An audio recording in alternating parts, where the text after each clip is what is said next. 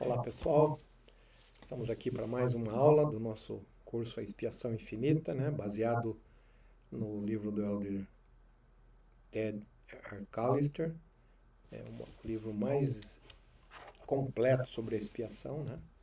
E já falamos sobre todos os aspectos infinitos da expiação, do sofrimento, da extensão, do amor do Salvador. Hoje nós vamos falar um pouquinho sobre o poder da ressurreição que a expiação proporcionou.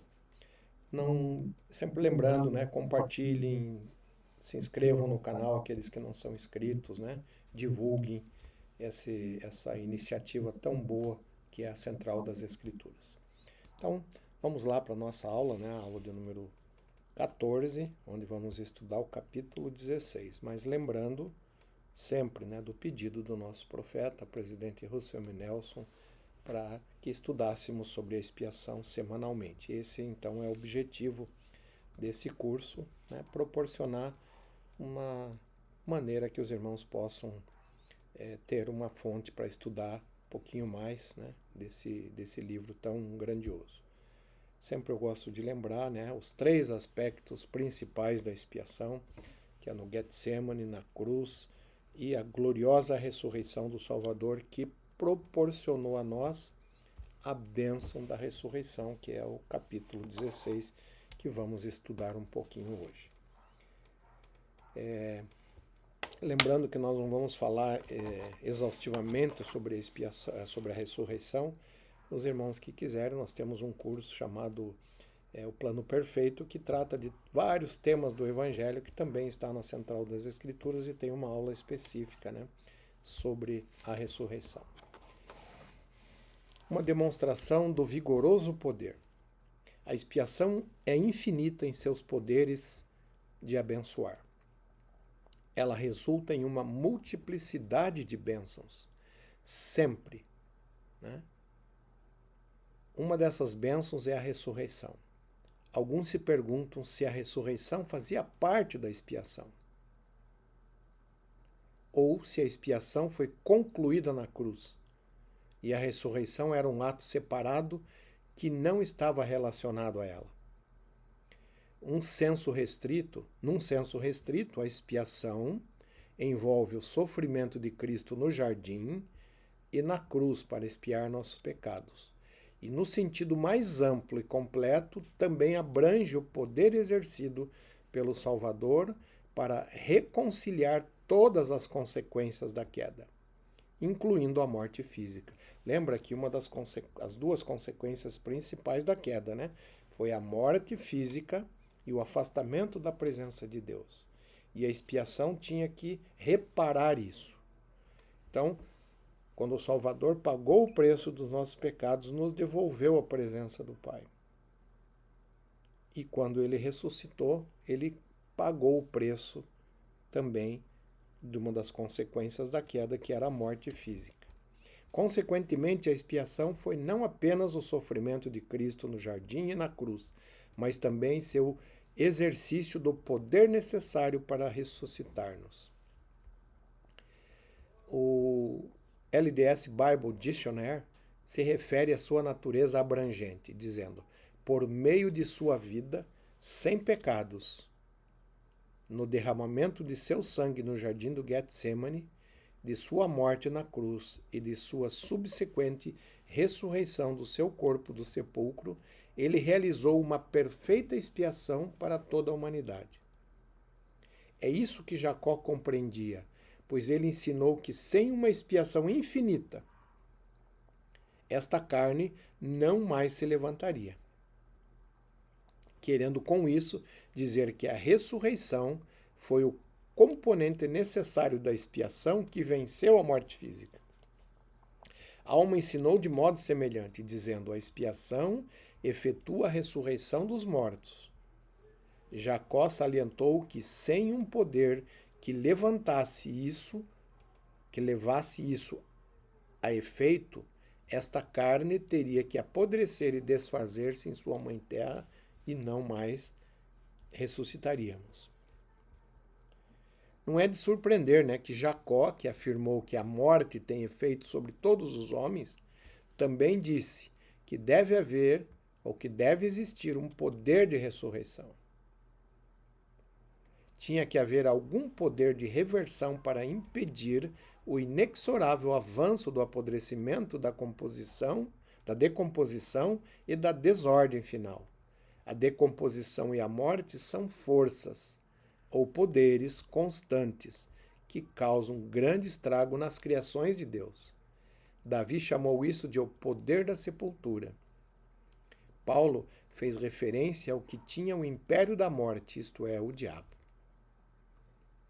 Não admira que nas Escrituras ele seja às vezes chamado de destruidor. Com visão profética, Goethe chamou o maligno de filho do caos.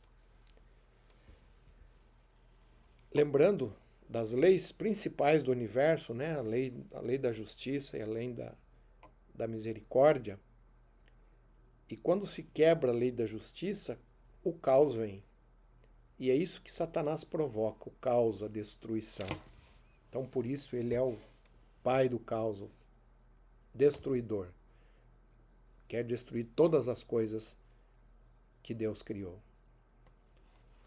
Por mais poderosa que seja essa sinistra força, né, do diabo, que promove a morte, o caos e a destruição sobre todas as coisas vivas, há um poder compensador e neutralizador que emana da expiação. É o poder da ressurreição.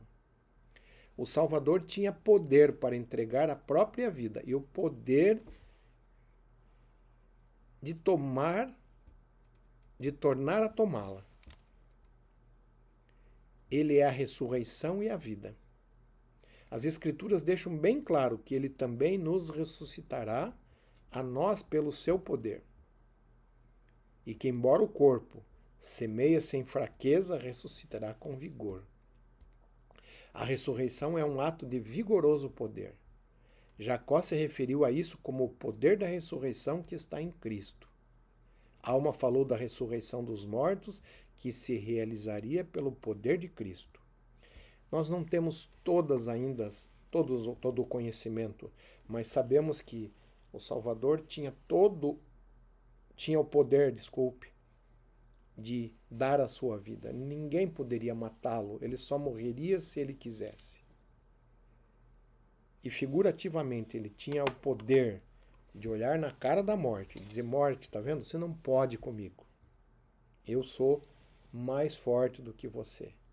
Eu só morro se eu quiser. E ele então, quando terminou todos os preparativos, quando a expiação estava completa, ele decidiu então morrer. Repetidas vezes as Escrituras revelam a solução para a morte. É o poder, não o poder do homem, não o poder atômico, mas o poder divino da ressurreição. O efeito desse poder divino é bem maior do que erguer Lázaro dentre os mortos. Muitas pessoas confundem que Lázaro ressuscitou. Não, Lázaro reviveu. Um dia, mais tarde, ele voltou a morrer e um dia vai ser ressuscitado novamente. Se é que já não foi. Multiplicado muitas e muitas vezes, né? Não foi só Lázaro que foi revivido da morte, né? Ele não apenas restaura os mortos para a vida mortal.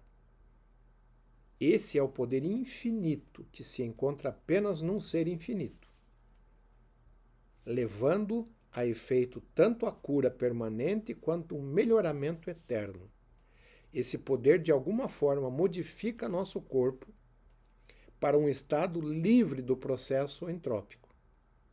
Um corpo imortal e terrestre, como o de Adão no jardim, é isento de regeneração. Mas um corpo ressuscitado e exaltado é a antítese direta da entropia. Entropia seria a destruição do nosso corpo, né? Nós vamos ter um corpo perfeito que não mais morrerá, que viverá para sempre. Ele tem os poderes da divindade, o poder da semente eterna, o poder de criar e de povoar outros mundos. O Salvador tem esse poder. À medida que um corpo exaltado exerce seus poderes criativos, seus descendentes se tornam agentes divinos para proporcionar ordem e harmonia a um universo que de outra forma se tornaria cada vez mais caótico. Esse é apenas um vislumbre do incrível poder da ressurreição. Como esse poder é desencadeado? Pela expiação de Jesus Cristo. Jesus Cristo rompeu as cadeias da morte para todos os homens e, ao fazê-lo, venceu a morte física para todos. Abinadi confirmou essa verdade, dizendo: a sepultura não tem vitória e o aguilhão da morte é desfeito em Cristo. Essa citação aqui é muito importante lembrar, né? Que à medida que um corpo exaltado...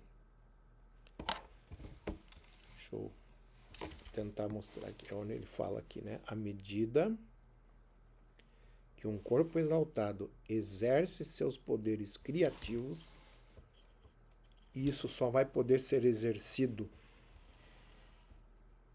por um casal que seja exaltado, porque a exaltação, há uma promessa de que os seres exaltados eles terão vidas eternas, isso é, eles poderão gerar descendentes. Está lá em Doutrina e Convênios, na seção 131. Né? Então, aqui que ele fala que aquele corpo exaltado, um deus e uma deusa, os seus descendentes se tornam agentes divinos para proporcionar ordem e harmonia no universo que de outra forma se tornaria mais e mais caótico. Sem os seres exaltados, o plano não pode continuar. E ele vai continuar eternamente. Quando os filhos do nosso Pai Celestial adquirem um corpo exaltado com poder de procriação. E só esses terão o poder de procriação. Só aqueles seres que forem exaltados. E aí, ele pergunta, o que é então a ressurreição? Assim como a morte é a separação do espírito e do corpo, a ressurreição é o reverso disso. É uma reunião permanente do corpo com o espírito em um ser imortal. Quanto ao processo exato por meio do qual isso ocorre, nós não sabemos. Mas podemos estar seguros, tal como alma, de que isso vai acontecer. A alma diz assim, a alma será restituída ao corpo e o corpo à alma. Sim, e todo membro e junta serão restituídos ao seu corpo. Sim, nem mesmo um fio de cabelo da cabeça será perdido, mas todas as coisas serão restauradas na sua própria plenitude e perfeita estatura.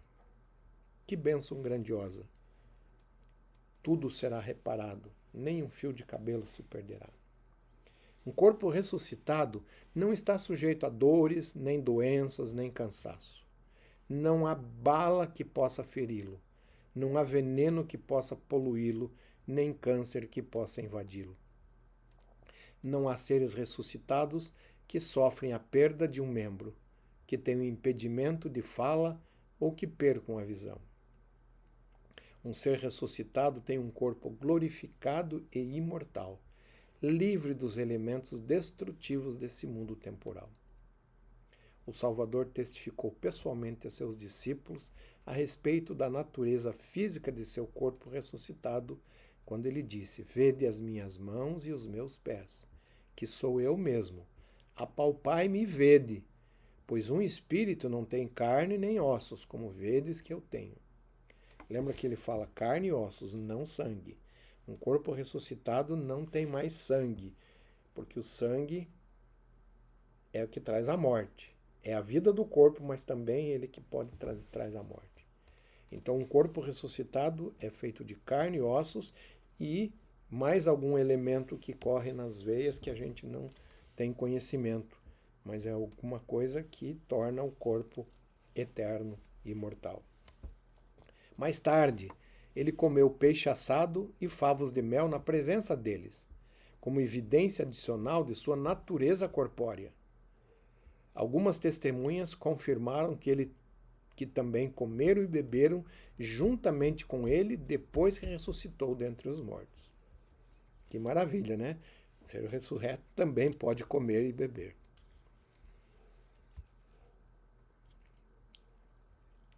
Apesar das abundantes evidências, muitos negam a ressurreição física do Salvador. Alguns acreditam que suas aparições físicas pós-mortais foram meramente manifestações temporárias para motivar o homem mortal, mas que sua natureza real não estava limitada a um corpo tangível. Essa crença, porém, está em direta oposição aos ensinamentos de Paulo. Aquele erudito apóstolo ensinou que o Salvador ressuscitado já não morre. Isto não se referia ao corpo espiritual, porque ele não morre de forma alguma, muito menos já. E isso se referia à morte física, pois Cristo já havia sofrido uma morte física, mas já não morreria mais. Como as Escrituras definem a morte como o corpo sem o espírito?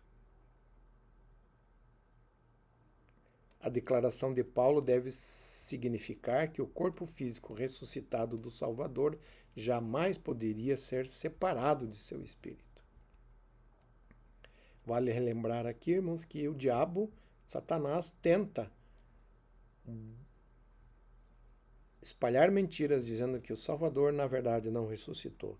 Porque se não acreditarmos na ressurreição do Salvador, não acreditamos que podemos ressuscitar. E se torna a expiação incompleta. E lembra, Satanás é um mentiroso desde o princípio. Caso contrário, ele novamente sofreria, né, como Paulo estava falando, né? Mas caso contrário, ele novamente sofreria a morte física, algo que Paulo declarou especificamente que jamais voltaria a acontecer. A mulher que ensinou que a união eterna do corpo e do espírito de Cristo após sua ressurreição era um protótipo que se aplica a todos os seres ressuscitados. Referindo-se à ressurreição de todos os homens, ele disse que o espírito unir-se-á a seu corpo para não mais serem divididos. Todos que morrerem, tal como Cristo, terão um corpo que será restaurado na sua própria e perfeita estatura. Joseph Fielding Smith deixou claro que as marcas dos cravos nas mãos e nos pés de Cristo são apenas temporárias, atuando como uma manifestação especial para alguns grupos selecionados. Quando ele aparecer aos judeus em seus momentos de aflição, eles vão olhar para ele e ele dirá: estas são as feridas que fui ferido na casa de meus amigos. Eu sou aquele que foi levantado. Eu sou Jesus que foi crucificado. Uma coisa importante também de relembrar que acredita-se que essa... Opa, desculpe, deixa eu voltar aqui.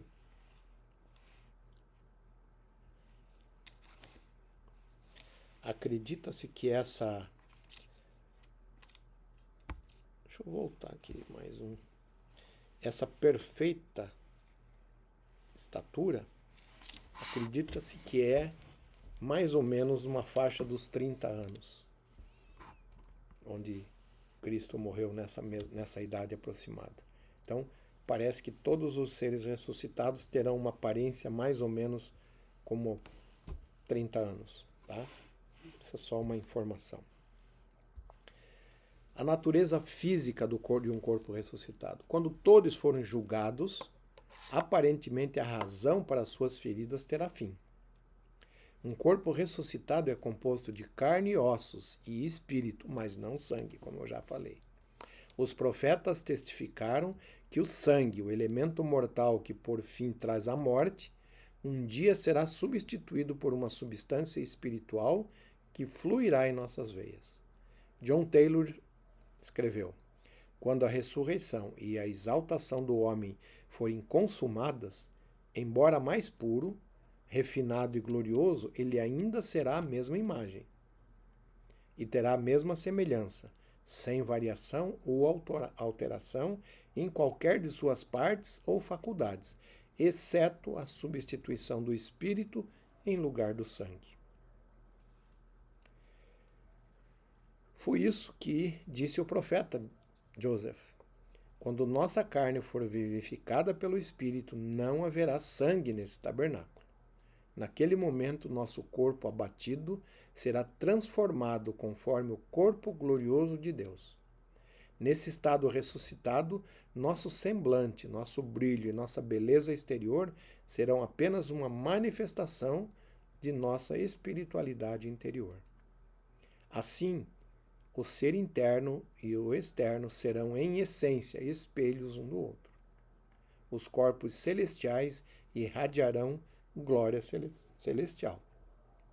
Os corpos terrestres, glória terrestre, e os corpos telestes, glória teleste. Qual é a resposta à antiga pergunta de Jó? Morrendo o homem, porventura tornará a viver? A resposta, evidentemente, é sim. Todos que tiveram um corpo mortal serão ressuscitados. Os justos, os iníquos, até os mornos. Porque a ressurreição é universal. É uma dádiva gratuita a todos os homens, independente de sua retidão. Mas por quê? Porque os desobedientes, os rebeldes, os ateus, isso é justo? É sim. Adão trouxe a morte física ao mundo por meio de sua transgressão, e assim transmitiu sua natureza mortal às sementes da morte para todas as criaturas vivas sem nenhuma ação da parte delas. Nós não tivemos culpa nenhuma disso. Então a expiação repara isso. Eles não fizeram nada para merecer a morte em sua jornada terrena. Por isso, em troca, o Salvador restaurou a vida imortal sem nenhuma ação redentora por parte do homem. O homem não precisa fazer nada para ressuscitar. Claro, mas precisa fazer para voltar à presença de Deus. Isso é evidente. O plano é justo e misericordioso. Com notável brevidade, Paulo cristalizou essa doutrina. Disse ele, porque assim como todos morrem em Adão, assim também todos serão vivificados em Cristo. A solução provou ser tão ampla quanto a maldição. Essa parte da expiação de Cristo sobrepujou a morte física para todos os homens. Foi universal. Nesse sentido, todos os homens serão salvos. Além disso, o elder McConkie observou que não apenas os habitantes desta terra serão ressuscitados. Assim como os poderes da criação e redenção de Cristo se estenderam à terra e a todas as coisas que nela existem, o mesmo se deu com a infinita expansão de mundos da imensidade. Portanto, o poder da ressurreição é universal em sua abrangência. O homem, a terra e toda a vida sobre ela ressurgirão na ressurreição. E a ressurreição se aplica e está acontecendo em outros mundos e outras galáxias, disse Elder McConkie. A ressurreição de Cristo, de Jesus Cristo, foi predita muitos anos antes de acontecer realmente. Séculos antes daquele glorioso, Nefe profetizou. Daquele dia glorioso, Nefe profetizou. Eis que eles o crucificarão. E depois de permanecer numa sepultura pelo espaço de 3 dias, levantar-se-á dentre os mortos, com poder de cura em suas asas. Mateus relata, e matá-lo-ão, e ao terceiro dia ressuscitará. O terceiro dia chegou, e ele foi ressuscitado e se tornou as primícias dos que dormem, o primogênito dentre os mortos, ou como João também declarou, o primogênito dentre os mortos. O elder Joseph Fielding Smith sugere que o Salvador não adquiriu as chaves da ressurreição para todos os homens até depois de ser crucificado e vencer a morte.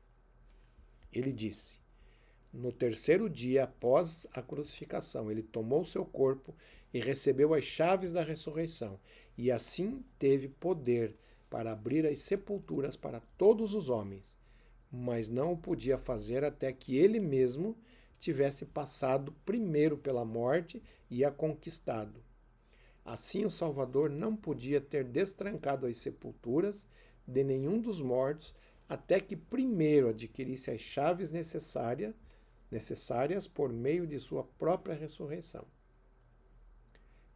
Com essas chaves, Cristo imediatamente abriu as comportas da ressurreição, pois as Escrituras nos dizem que tanto em Jerusalém quanto nas terras do livro de Mórmon e possivelmente em outras terras, abriram-se os sepulcros e muitos santos se levantaram e apareceram a muitos. Está registrado tanto em Mateus quanto em 3º Neve. Talvez essas mesmas chaves abriram simultaneamente os sepulcros de esferas mais distantes. Que golpe devastador quanto à morte, né? Contra a morte, quando Cristo abriu as portas para as multidões de espíritos aprisionados que tanto aguardavam o dia de sua triunfante ressurreição. Ele se levantou do sepulcro com poder de cura em suas asas para todos os homens. Ele abriu a porta que estivera fechada por milhares de anos em bilhões de sepulturas. Ele foi o primeiro a atravessar aquela porta. E então, numa demonstração de misericórdia sem igual, deixou-a aberta para que outros saíssem numa sequência divinamente determinada. Com a ressurreição de Cristo, as tão ansiadas palavras de Oséias serão cumpridas. Eu os redimirei da mão do inferno e os resgatarei da morte. Onde estão, ó morte, as tuas pragas? Onde está, ó inferno, a tua perdição? É de admirar que Amon e seus irmãos, que tinham a ardente e inabalável convicção futura da ressurreição de Cristo, pudessem enfrentar a morte muitas e muitas vezes sem temor. As Escrituras relatam: nunca consideraram a morte com qualquer grau de terror. Graças à sua esperança e compreensão de Cristo e da ressurreição. Portanto, para eles, a morte foi tragada pela vitória de Cristo sobre ela. Esse era o sentimento dos justos do passado. Todos esses haviam partido da vida mortal com a firme esperança de uma gloriosa ressurreição. As testemunhas desse evento são muitas e diversas. Havia mulheres no sepulcro, Maria Madalena no jardim, os 10 apóstolos, Tomé, os 2 discípulos na estrada para Emaús, mais de 500 irmãos e Paulo na estrada para Damasco. Para seus apóstolos, Cristo diria: dessas coisas sois vós testemunhas. De todos esses relatos de primeira mão, nenhum foi mais profundo do que a primeira aparição do Salvador ressuscitado aos nefitas. Como está registrado no livro de Mórmon, uma multidão de 2.500 pessoas, uma a uma, se adiantou e meteu a mão no seu lado e apalpou as marcas dos cravos em suas mãos e seus pés. Até que todos viram com seus próprios olhos e apalparam com as mãos e souberam com toda certeza, testemunhando que ele era aquele sobre quem os profetas escreveram que haveria de vir. Eu sempre gosto de lembrar que o efeito disso no povo nefita foi que 200 anos depois disso o povo continuou justo por 200 anos. Só no final de 200 anos, quando já estava a terceira ou quarta geração, é que eles voltaram a se tornar iníquos. Mas o efeito disso durou muito tempo. O Senhor ressuscitado, apareceu a grupos, multidões, homens, mulheres e crianças, constituem as testemunhas espirituais de sua ressurreição. Alguns deles ouviram o testemunho do Pai de todos nós, alguns de anjos, outros do próprio Senhor ressuscitado. Alguns viram com seus próprios olhos, outros apalparam com as mãos. Alguns ouviram com os ouvidos e outros sentiram o coração arder dentro deles. Tão notório foi o conhecimento da ressurreição de Cristo para os espiritualmente iluminados que Pedro testificou. Deus fez que se manifestasse não a todo o povo, mas às testemunhas que Deus antes ordenara. o Senhor ressuscitado apareceu na serenidade do jardim, na poeirenta estrada para Emaús, no aposento fechado em que os apóstolos se reuniam e nos arredores do templo de abundância. Com o passar do tempo, as testemunhas continuam a aumentar. Joseph Smith, Oliver Cowdery, Sidney Rigdon, Lori Snow e, sem dúvida, uma multidão de pessoas espiritualmente humildes cujo testemunho foi registrado nos diários do céu, para um dia ser revelado aos homens na carne, como vigorosos lembretes de que ele vive. Por fim, na hora designada, o Salvador ressuscitado visitará todos os reinos dos quais é Criador. As testemunhas sinceras e dignas de crédito de todas as eras acrescentarão seu testemunho às do mensageiro angélico que proclamou: já ressuscitou. E da mesma forma, um dia, essas palavras históricas serão proferidas por cada um de nós. Então, aqui se mostra, né, a respeito da ressurreição. Para encerrar, eu gostaria só de lembrar, aqui temos deixa eu tirar um pouquinho a câmera daqui, né? Aqui mostra um pouquinho da ordem da ressurreição. Deixa eu ver se eu consigo diminuir, tirar um pouquinho aqui.